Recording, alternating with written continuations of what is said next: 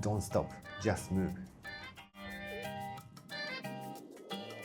That's what I used to tell myself in every roll. I started Jiu-Jitsu at 43. If I had kept training like that, always moving, always rushing, I would have kept losing, getting exhausted, getting hurt, and eventually I wouldn't be on the mat anymore. So today, I want to talk about why you keep getting crushed even when you are trying your hardest and how to change that. Hi, I am Masa from the Rolling Dead. I started Jiu-Jitsu at 43 and got my brown belt at 50. Today, I'm at competition. Some of my teammates are competing for the first time, and watching them reminds me of how I used to be. This is me back then. 43 years old, a white belt, maybe one stripe. Looking at it now, I look younger. Look at this. I'm bouncing, constantly moving. The moment I make contact, I try to use everything I have. I react to every single movement, just scrambling, non-stop. I remember hearing my coach say, 2 minutes, and I thought, what? Only 2 minutes in? My mouth was completely dry. I couldn't breathe. And before my opponent could beat me, I was already empty. To be honest, it wasn't just competition. It was the same in training, especially against younger, faster partners or higher belts. The more I tried to do something, the harder it got to breath, and then I couldn't do anything. It felt like drowning. Right there on the mat.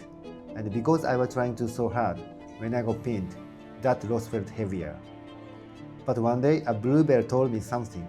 I was stuck under a knee on belly, panicking, trying to escape. And he said, "You are moving too much."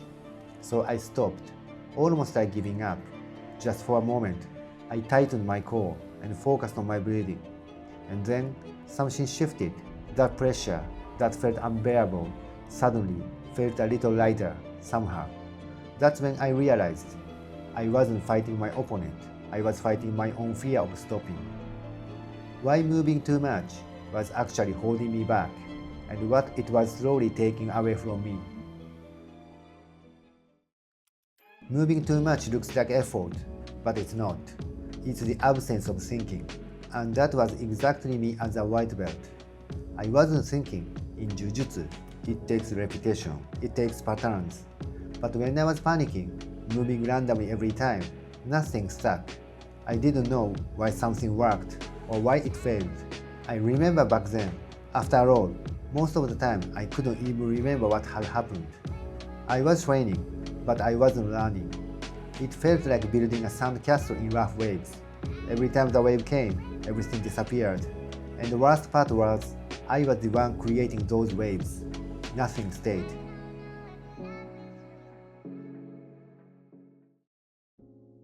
For me, in my 40s, every unnecessary movement had a cost. When I forced a bridge, twisting my body and pushing as hard as I could, I was putting stress on my joints without even realizing it. Little by little, it was adding up. I remember those nights. After training, I didn't feel like I improved. I just felt broken.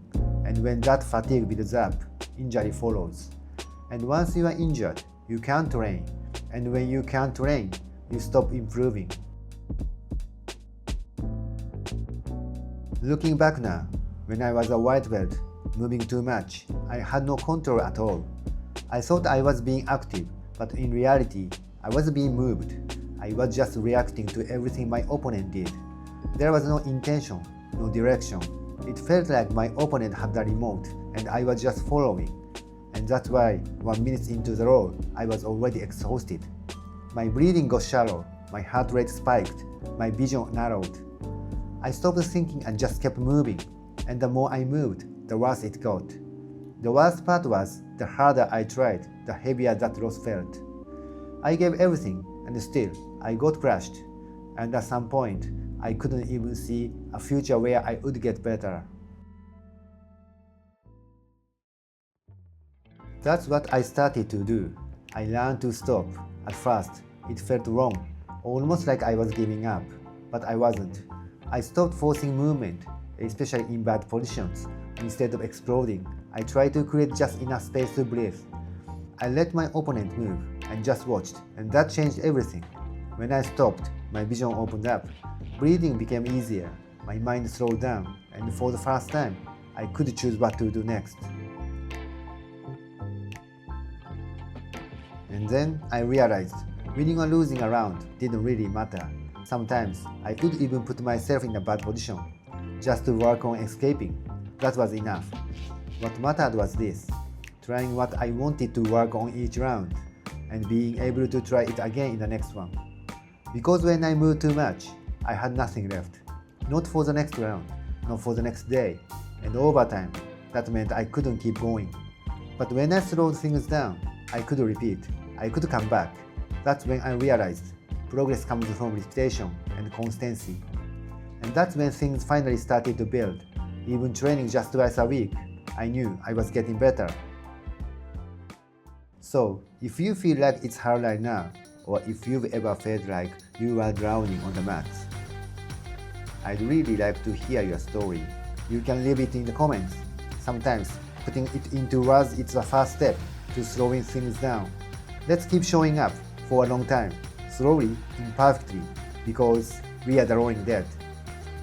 Thank you for watching. Os.